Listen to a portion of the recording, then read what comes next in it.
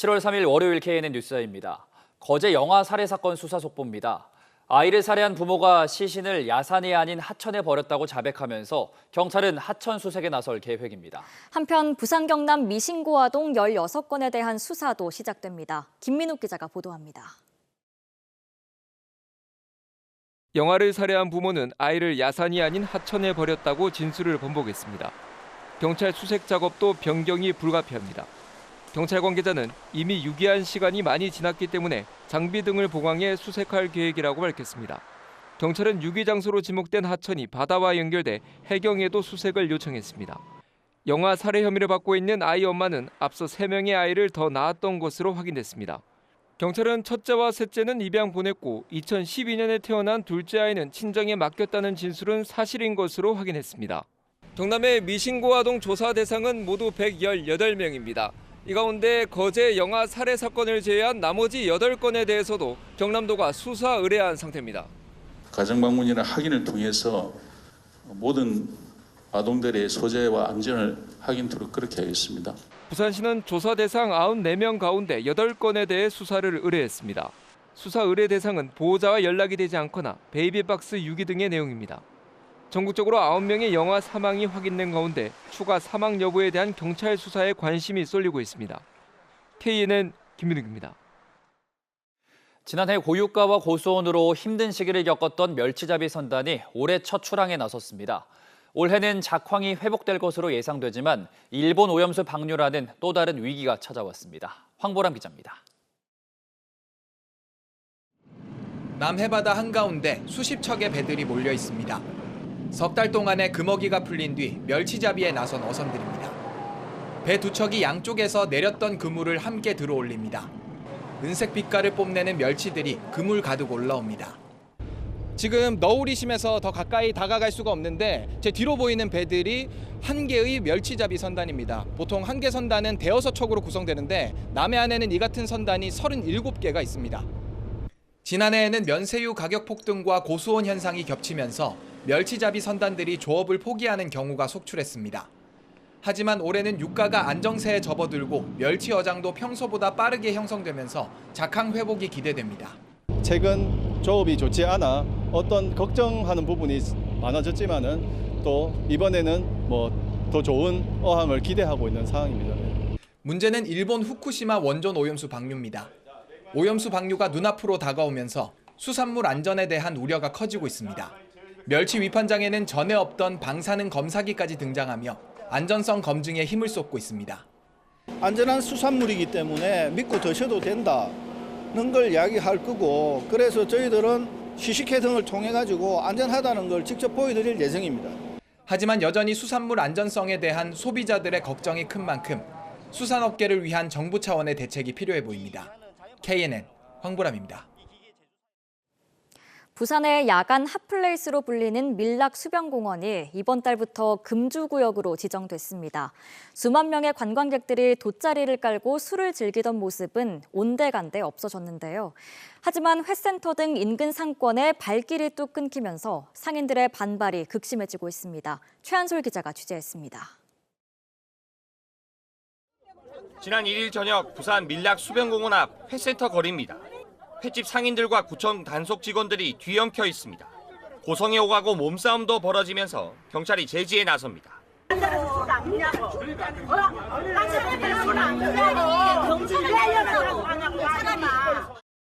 밀락 수변공원이 금주구역으로 지정된 첫 주말, 인근 회센터로 불똥이 튀면서 상인들이 단속 공무원들에게 항의를 한 겁니다. 부산의 대표적 노상 먹거리 장소였지만 매년 쓰레기와 무질서로 몸살을 앓다가 구청이 이달부터 전면 금주를 실시했습니다. 금주구역 지정 첫 주말, 술을 마시던 관광객은 사라졌고 쓰레기도 줄었습니다. 회 먹던 거라든지 음료수병, 소주병 널브러져가 그대로 사람들이 갔거든요. 그건 한 5분의 1 줄었습니다. 하지만 회와 함께 술을 즐겼던 문화가 바뀌면서 저렴하게 포장회를 팔던 회센터에는 손님이 뚝 끊겼습니다. 옆집하고 요하고 쫄딱 망했다. 채는 줘야 되고 구청장이 원망스럽다. 부산의 야간 핫플레이스로 주말마다 2만 명 이상 몰리던 수변공원에는 전주보다 4천 명 정도가 줄었습니다. 대신에 상설 음악회 등을 통해 가족 친화 공간으로 탈바꿈합니다. 음주보다는 건전한 먹거리 문화를 만들겠다는 계획입니다. 금주구역이지만은 비알코올 맥주 같은 것도 이용하실 수가 있고 생선회하고 같이 즐기실 수 있다는 것을 적극적으로 좀 안내를 해드리려고 하고요. 돗자리 술판을 벗어던진 밀락 수변공원. 줄어든 관광객과 일대 상권 침체라는 과제가 남았습니다. KNN 최한솔입니다. 재개발 공사를 마치고 최근 입주를 시작한 새 아파트 현관문에 쇠말뚝이 박혔습니다. 170억 이상 발생한 추가 공사비의 지급을 놓고 시공사와 조합 간에 분쟁이 발생하면서 시공사가 유치권 행사에 나선 겁니다. 이민재 기자입니다. 3년간의 공사를 마치고 지난달 말 입주가 시작된 부산의 한 재개발 아파트입니다. 그런데 1,200여 세대 가운데 조합원 소유 224세대 현관문에 쇠말뚝이 박혔습니다.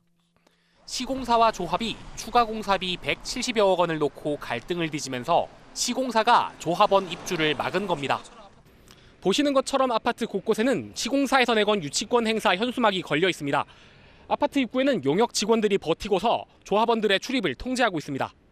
조합원들은 집 안은커녕 단지 내 출입도 못하고 있습니다. 그러니까 어차피 조합원은 출입이 안 되는 거죠. 그렇죠. 여기 명단에 나와 계시는 분들만. 조합원들은 한 세대당 5천만 원이 넘는 추가 공사비를 내야 할 판인데 공사비가 너무 과도하다는 입장입니다. 하지만 시공사는 조합 측이 합의된 공사비를 내지 않아 불가피한 조치라고 밝혔습니다. 조합과 문서상으로 합의한 추가 공사비에 대한 이 채권을 확보하기 위한 최소한의 범위 내에서 유치권 행사 중이다라고 보시면 될 것 같습니다. 그러니까 입주 시기에 맞춰 살던 집을 처분한 조합원들은 오갈 데를 잃었습니다. 재개발 사업인 만큼 60, 70대 노인이 많아 걱정은 더 큽니다. 거주하는 주택을 매매를 하고 아니면 전세를 주고 이게 당장 7월 안에 입주해야 되는 분들이 있으시고요. 지금 길거리에 나앉을 판이지. 당장 지금 살 집이 없는데 어떻게 진짜 여간이라도 잡아서. 한편 조합 측은 유치권 가처분 소송과 추가 공사비 부당 청구 소송을 진행하면서 시공사 앞에서 시위도 이어갈 계획입니다. KNN 이민재입니다. 다음 소식입니다. 상대적으로 소외된 양산 동부 권역인 웅상 지역에 굵직한 개발 사업이 속도를 내고 있습니다. 보도에 김동환 기자입니다. 동부 양산 권역인 웅상 지역입니다. 양산 전체 인구의 4분의 1이 넘는 10만 명가량의 인구가 밀집한 곳입니다. 하지만 물금과 동면 신도시에 비해 상대적으로 소외돼 개발 민원이 이어지고 있습니다. 웅상 쪽에서는 중앙이 되는 자리인데 그동안에 고압선이라든지 또 공원이 지금 공원 이야기 나온 지가 숱하게 제가 알기로 한 7, 8년 됐었는데 양산 웅상의 중심지에는 문화체육공원이 들어섭니다. 걸림돌이었던 진입도로 개설과 송전선로 문제가 해결되면서 속도를 낼 전망입니다. 여러 가지 유에서 많이 있는데 전신주라든지 철탑이 지금 3개가 가로놓여져 있는 걸 이걸 지중화시키면 도시가 더욱더 미관이 아름답고 깨끗한 그런 도시가 되지 않나 생각해 봅니다. 2,300석 규모의 실내 체육관과 광장, 산책로, 운동시설을 갖추게 될 웅상 센트럴파크는 내년 10월 준공 예정입니다. 건축 부지 확보를 위한 흙깎기 작업과 토사 반출 작업이 한창입니다. 현재 공정률은 10%가량 진행된 상태입니다. 취임 1주년을 맞은 나동현 양산시장도 현장을 찾았습니다. 지역 불균형 해소를 핵심 시책으로 추진 중인 양산시는 웅상 지역에서 대규모 개발 사업을 진행 중입니다. 웅상의 근접이기도 하거니와 우리 양산에서 명물 파크가 되게 될 것입니다. 우리 주민들이 어느 것보다 제일 접근하기가 좋고 또 그러한 어떤 거점으로서 만들어가게 되는 공원이 될 것입니다. 웅상 센트럴파크 조성과 함께 회화강변 개발이 대표적인 프로젝트 가운데 하나입니다. 양산시의 웅상 지역 발전 추진과 함께 지역 균형은 발빠르게 맞춰지고 있습니다. KNN 김동환입니다. 민선 8기 박완수 경남도정이 출범 1년을 맞았습니다. 여러 현안들의 정부 계획 반영이나 도정 혁신 등이 성과로 꼽히는 가운데 지방 소멸을 막아낼 미래 비전 제시는 여전히 과제입니다. 김건영 기자입니다. 지난 1년 경남 지역 산업은 변화의 전기를 맞았습니다. 원전 산업 부활과 방위 산업 특수가 큰 자극제가 됐습니다. 관련해 100만 평 규모의 방위 원자력 융합 국가산단도 신규 선정됐습니다.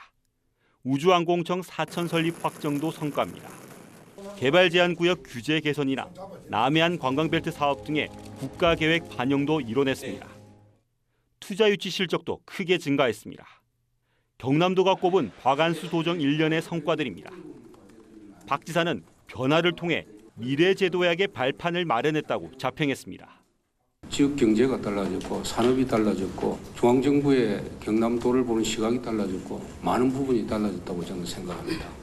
행정의 달인이라 불리는 박안수 도지사인 만큼 과거 반복된 권한대행 체제에서 느슨해졌던 도정을 다잡고 철저히 업무 중심, 성과 중심으로 도정의 체질을 바꿨다는 데는 큰 이견이 없습니다. 다만 지방 소멸이라는 거대한 파고를 헤쳐나갈 거시적 관점의 비전 제시나 추진엔 물음표가 달아붙습니다. 특히 부울경 특별연합 중단 이후 추진한 부산 경남 행정통합은 힘을 못 받고 있습니다. 지금이 놓치면 정말 소멸로 들어가는 시점이지 않습니까? 메가시티가 꼭 아니더라도 그 비슷한 정책이라도 지금 빨리 내놔야 될 지점이지 않습니까?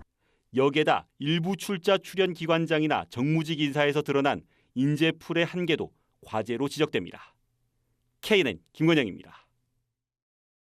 민주노총이 윤석열 정권 퇴진을 내걸고 오는 15일까지 2주 동안 총파업 투쟁에 나섭니다. 부산에서는 조합원 7만여 명 가운데 9천여 명이 파업에 참여할 예정이며 경남에서는 조합원 7만여 명 가운데 7천여 명이 참여할 예정입니다. 민주노총은 노조 탄압 중단과 최저임금 인상, 후쿠시마 오염수 방류 중단 등을 요구하며 오는 12일 부산역에서 총파업 결의대회를 열 예정입니다. 부산시가 지난주 이슬람 성지순례 시기에 중동호흡기 증후군 메르스가 주로 발생하는 사우디아라비아를 방문한 시민들이 많았을 것으로 보고 감염 관리를 강화합니다. 부산시는 의심 환자가 발생하면 지역 보건소와 병원, 보건환경연구원 등과 연계해 검사와 격리, 치료가 신속히 이뤄질 수 있도록 하고 접촉자를 파악해 전파 차단에 노력할 방침입니다.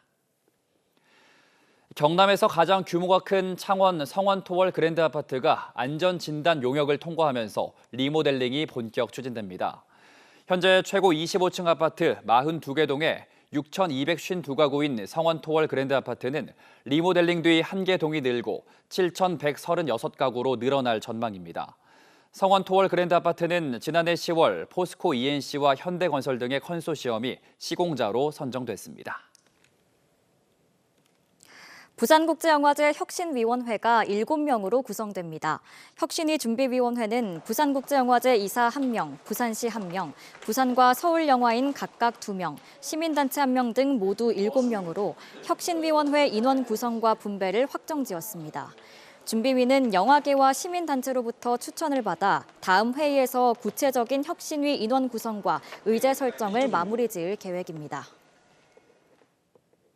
부산과 경남, 전남의 광역단체장이 한자리에 모여 남해안권 관광의 미래와 발전을 논의하는 남해안 미래비전 포럼이 내일 창원에서 열립니다.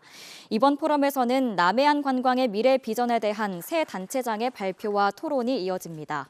내일 포럼은 KNN과 KBC 광주 방송을 통해 부산과 경남, 광주와 전남에 동시 생방송됩니다.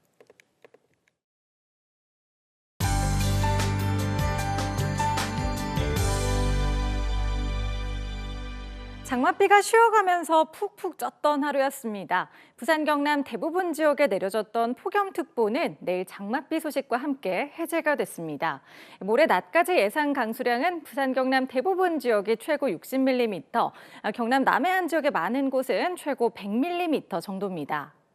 이번에도 곳곳으로 돌풍과 천둥, 번개를 동반해서 요란하게 내리겠고요. 특히 모레 새벽부터 아침 사이에 경남 남해안을 중심으로는 시간당 30mm 이상의 매우 강한 비가 집중되겠습니다. 내일부터는 다시 전국에 강한 비가 내리겠습니다. 비가 오면서 폭염은 주춤하겠습니다.